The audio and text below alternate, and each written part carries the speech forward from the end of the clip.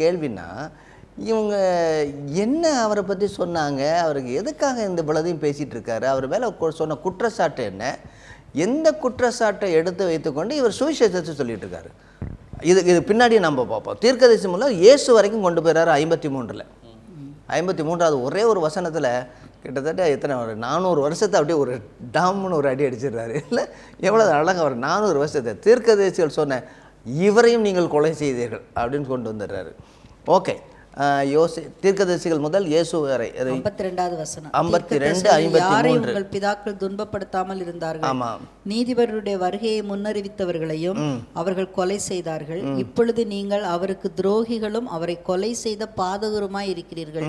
தேவதூதரை கொண்டு நீங்கள் நியாயப்பிரமாணத்தை பெற்றிருந்தோம், அதை கைக்கொள்ளாமல் போனீர்கள் என்றான். ஆமாம், அதாவது இப்போ இயேசு வரைக்கும் கொண்டு வர்றார். இதுக்கு பின்னாடி இயேசுவானவர் ஒரு இதை சொல்கிறாரு. என்ன சொல்கிறாரு அவர்? இயேசுவானவர் குறித்தும் சொல்கிறாரு. ஸ்தேவானை கண்களை மேலே நோக்கி யாரை பார்க்குறாரா? மனுஷகுமாரன். இது எந்த முந்தைய ஏற்பாட்டில் உள்ள முக்கியமான ஒரு தானியேலுடைய புத்தகம் 7வது அதிகாரம் 13. பாருங்கள், அவர் சொல்லக்கூடிய ஒவ்வொன்றும் முந்தைய ஏற்பாட்டினுடைய அவ்வளவு நிகழ்வுகளையும் கொண்டு வந்திருக்குது. அவ்வளவு. என்னுடைய கேள்வி என்னென்னா, என்ன பிரச்சனை இருந்தது, எதற்காக அவரை கொண்டு காரியம் இப்படி இருக்கிறதா என்று சொல்லி அவரை கேட்குறாங்க. என்ன கொஸ்டின் அவருக்கு முன்னாடி போட்டாங்க? எந்த கொஸ்டின் போட்டாலும் சரி ஒரே ஆன்சர் தான் அப்படின்ட்டாங்கல்ல. இல்லை, அப்போஸ்தலர்கிட்ட எந்த கொஸ்டின் கேட்டாலும் எப்படி அவன் சுகமானான் நீ கேட்டால் இதைத்தான் நான் சொல்லுவேன், நீங்கள் எப்படி பாஷைகள் பேசுகிறீர்கள் நீ கேட்டால் ஏசுகிறத தான் சொல்லுவேன், அப்புறம் எதுக்காக இதெல்லாம் நாமத்தை அறிவிக்கிறீர்கள் நீங்கள் கேட்டால் அவருடைய நாமமே அல்லாமல் வேறொரு நாமம் இல்லை, நீங்கள் இதை குறித்து பேசக்கூடாது, நீ என்ன சொன்னாலும் சரி அவரே அல்லாமல், ஒவ்வொரு இடத்துலையும் எது சொன்னாலும் சரி இயேசுகிறத பற்றி தான் சொல்லிகிட்டு இருந்தாங்க. எந்த இடத்துலையும் அவங்க என்ன செய்யலைன்னா தங்களை தற்காத்து கொள்ளும்படியாக அல்லது தப்பித்து கொள்ளும்படியாக எதையுமே செய்யலை. சொன்னதைத்தான் சொல்லுவோம், அவ்வளோதான். இதுதான் எங்களுக்கு முழுமையாக கொடுக்கப்பட்டிருக்கு. சொல்லுங்கள். இயேசுவே. ஆமாம், இது கொரிந்தியர் இதில் சொல்கிறார். அவங்க ஞானத்தை பார்த்துக்கிட்டு இருக்காங்க. சரி, இதில் என்ன கேள்வி இருந்தது? மோசேக்கும் தேவனுக்கும் விரோதமாக இவன் தூஷண வார்த்தைகளை சொல்றான். ஓகே, முதலாவது என்ன சொல்றான்? மோசேக்கும் தேவனுக்கும் விரோதமாக. அப்போ மோசேக்கு யார் விரோதமாக பேசுகிறாங்களோ அவங்க நியாயப்பிரமாணத்துக்கு விரோதமாக பேசுகிறாங்க. நியாயப்பிரமாணத்துக்கு விரோதமாக பேசுகிறவங்க இந்த ஸ்தலத்துக்கு விரோதமாக பேசுகிறாங்க. இந்த ஸ்தலத்துக்கு விரோதமாக பேசுகிறவங்க கர்த்தருக்கு விரோதமாக பேசுகிறாங்க. இது எல்லாமே ஒன்றோடு ஒன்று இணைந்திருக்கக்கூடியது. வேற என்ன சொல்கிறாரு? வேற என்ன பிரச்சனை அவங்களுக்கு? 2 குற்றச்சாட்டுகளாக வைக்கிறாங்க. 2 குற்றச்சாட்டு. ஒன்று மோசேக்கும் தேவனுக்கும் விரோதமாக சரி சாட்சி ஏற்படுத்துகிறாங்க. இரண்டாவது நசரேயனாகிய அந்த இயேசு இந்த ஸ்தலத்தை அழித்து போட்டு மோசே நமக்கு கொடுத்த முறைமைகளை மாற்றுவான் என்று இவன் சொல்ல கேட்டோம். அப்ப தேவாலயத்துக்கு விரோதமாகவும் பேசுறாங்க. ஒட்டு மொத்தத்தில் தேவதூஷணம். அதில் 2 பகுதி. என்ன? மோசேக்கு விரோதமாக பேசுகிறார், அதுக்கு அடுத்ததாக இந்த ஸ்தலத்துக்கு விரோதமாக பேசுகிறார். 2, அதாவது ஒரே குற்றச்சாட்டு, அதில் 2 பாயிண்ட். மோசேக்கு விரோதமாகவும் ஸ்தலத்துக்கு விரோதமாகவும். இதை சொல்கிறதுக்கு தான் அவர் கொண்டு வரக்கூடிய அவருடைய என்ன, நீங்கள் மோசேக்கும் கீழ்ப்படியலை, இந்த ஸ்தலத்தையும் நீங்கள் உண்மையாக ஏற்றுக்கொள்ளவில்லை அப்படின்னு சொல்கிறார். அவர் கொண்டு வர அவ்வளவும் இந்த ஸ்தலத்தை நீங்கள் பார்த்தீங்கன்னா உங்களை வனாந்தரத்தில் நடத்தும் போது எப்படி ஆண்டவர் நடத்துகிறாரு, இந்த ஸ்தலம் இருந்துச்சா, இப்படி ஒரு இடம் இருந்ததா, உங்களை எப்படி நடத்தி கொண்டு வந்தார், நீங்கள் அப்போல்லாம் என்ன செஞ்சீங்க, ஏதாவது காணிக்க கொண்டு வந்தீங்களா அப்படின்னு அங்கெல்லாம் கொண்டு போகிறாரு. நட்சத்திரம். ஆமாம், கர்த்தரை விட்டுட்டு ரெம்பான், அது வானத்தை நட்சத்திரத்தை ஆராதனை பண்ணீங்க. மோசே கட்டளை கொடுத்திருந்தோம், மோசேக்கு விரோதமாக நீங்கள் செஞ்சீங்க. அதாவது யாத்திராகம புத்தகத்துடைய 32வது அதிகாரம் எல்லாம் கன்றுக்குட்டியை அவர்கள் கர்த்தருக்கு விரோதமாக செய்தது பெரிய ஒரு பாவமாக இருக்குது. அதாவது ஆண்டவர் என்ன சொல்கிறாருன்னா அந்த நேரத்தில் யாத்திராகமம் 32வது அதிகாரத்தில், நீர் அழைத்து கொண்டு வந்த உன்னுடைய ஜனம் தங்களை கெடுத்து கொண்டார்கள்ன்றார். அப்போ காட் டிஸ்டன்ஸ் ஹிம்செல்ஃப். அதுக்கு அடுத்ததாக மோசே அவரோடு கூட ஆண்டவரோடு கூட ஒரு பெரிய மன்றாட்டு ஜெபத்துக்கு பின்பதாக நான் வரமாட்டேன், ஆண்டவருக்கும் இந்த மோசைக்கும் இடையில உள்ள பேரத்தை பார்க்கணும். இதே மாதிரி ஆபிரகாமுக்கும் அந்த தேவதூர்களுக்கு இடையில இதை நான் வரமாட்டேன், ஒரு ஏஞ்சல் அனுப்புகிறேன், அதெல்லாம் முடியாது, நீர் வந்தால் தான் நான் போவேன், ஏன்னா நீர் அழைத்து கொண்டதை உம்முடைய ஜனம்ங்கிறார். இப்போ எல்லா இடங்களிலும் அவர் கொண்டு வர்றது என்ன, சேவான் கொண்டு வந்தது என்ன, நீங்கள் செய்யக்கூடிய ஒரு பெரிய குற்றச்சாட்டு என்ன? இந்த மோசே, அதற்கடுத்ததாக இந்த ஸ்தலம். இயேசுவானவர் இந்த ஸ்தலத்தை அழித்து போடுவேன்னு சொல்ல வரல, அவர் தன்னுடைய சரீரத்தை குறித்து சொன்னார். ஆனால் உங்களுடைய பிரச்சனையை என்ன அப்படின்னு கொண்டு வர்றாருன்னா, நீங்கள் மோசேக்கு கீழ்ப்படியவில்லை. இதுக்கு முன்னாடி மோசேயை குறித்து 3வது அதிகாரத்தில் பேதுருன்னு பேசியிருக்காரு. என்ன பேசினார் 3வது அதிகாரத்தில்? உங்கள் சகோதரத்திலிருந்து ஒரு தீர்க்கதரிசியை எழும்ப பண்ணுவேன். ஆமாம். இப்போ அவருடைய சொற்களை கேளாது போனவன் அறுப்புண்டு போவான். உபாகமத்தினுடைய புத்தகத்தில் வருது. இதை நம்ம வாசிக்க போகிறோம். 18வது அதிகாரத்துலையும் 30வது அதிகாரத்துலையும் நம்ம இதை குறித்து வாசிக்க போகிறோம்.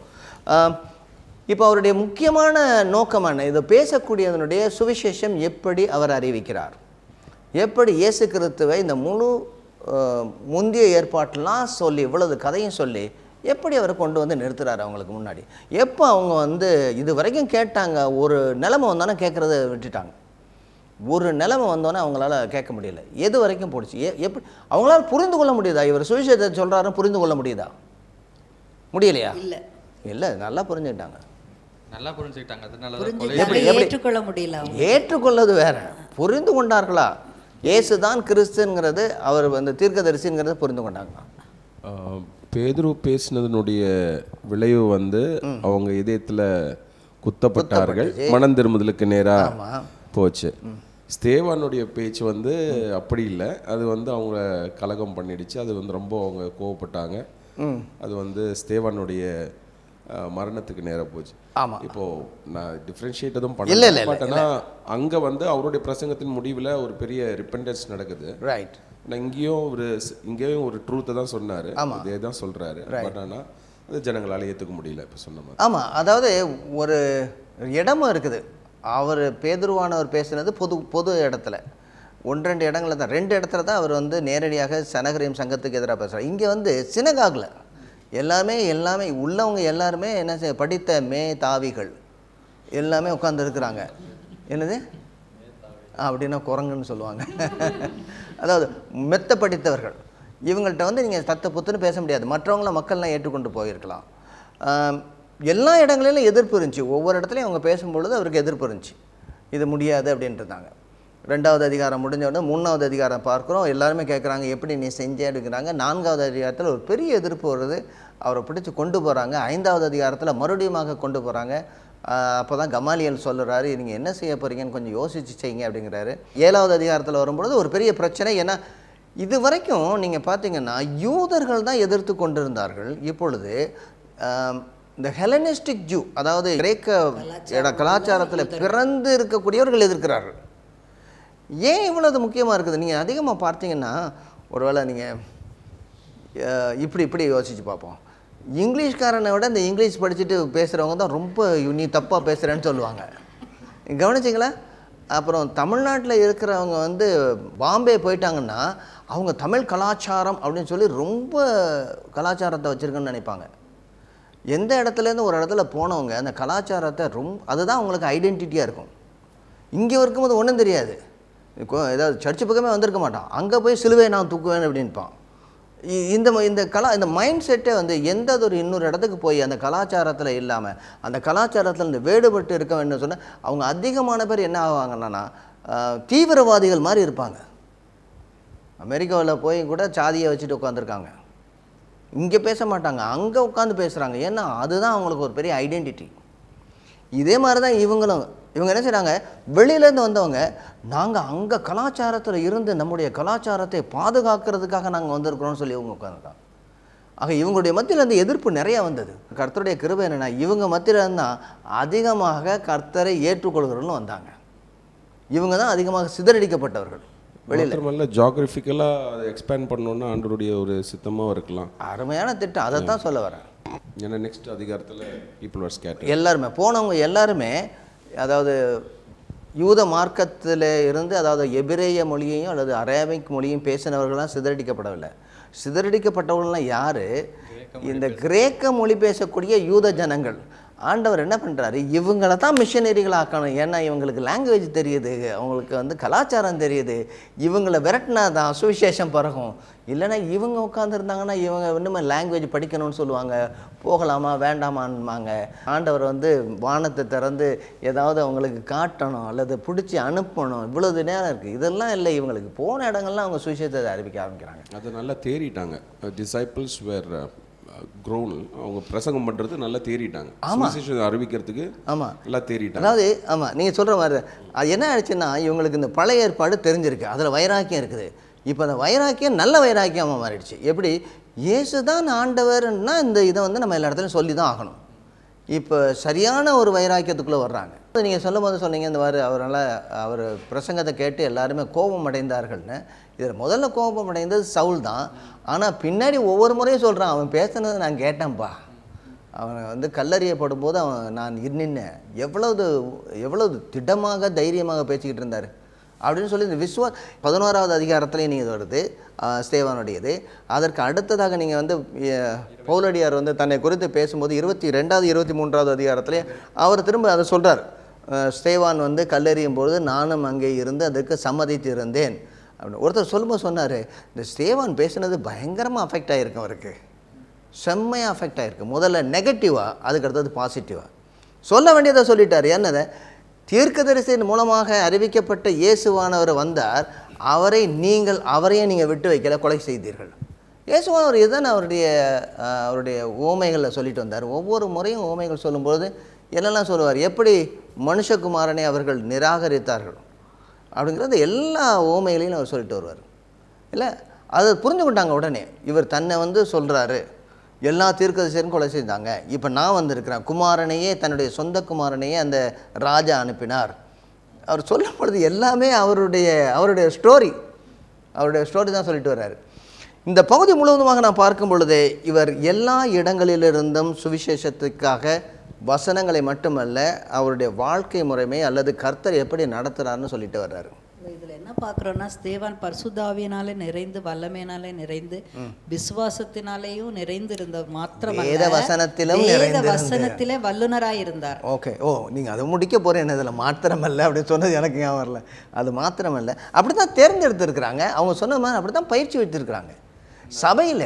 சொல்லுங்க, 33வது ஆண்டுல இருந்து இது நடந்தது. 34 எண்டில் 35 இந்த 2 வருஷத்துல அவங்க சபைக்குள்ள இப்படி அவங்கள வேத வசனத்துல திடமா கட்டியிருக்காங்க. ஓல்ட் டெஸ்டமெண்ட் தியாலஜியே சொல்லி கொடுத்துட்டாங்க.